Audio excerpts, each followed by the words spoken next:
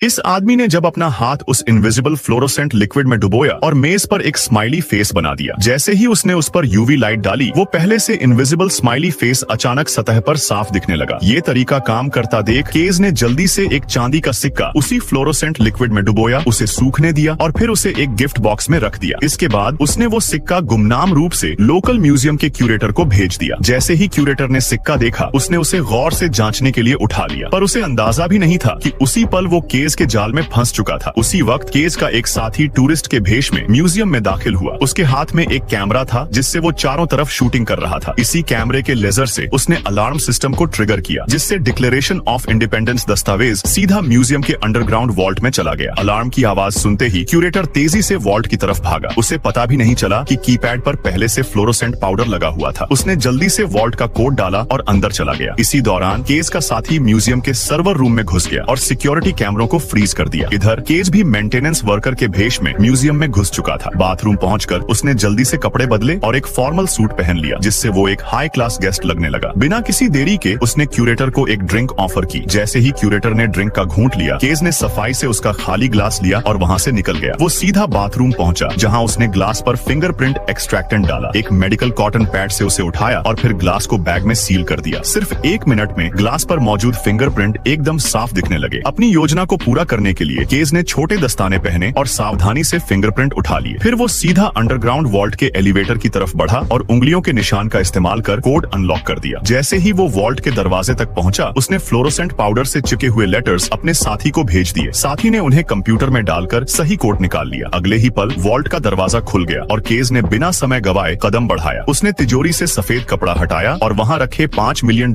की कीमत वाले अनमोल डिक्लेरेशन ऑफ इंडिपेंडेंस दस्तावेज को एक प्लास्टिक बैग में रख लिया। फिर वो आराम से बिना किसी घबराहट के म्यूजियम से बाहर निकल गया। लेकिन उसे ये नहीं पता था कि क्यूरेटर ने पूरी घटना देख ली थी, पर उसने तुरंत केस को नहीं पकड़ा। उसे भी ये जानना था कि क्या वाकई उस डिक्लेरेशन के पीछे छुपा कोई गुप्त खजाने का नक्शा था।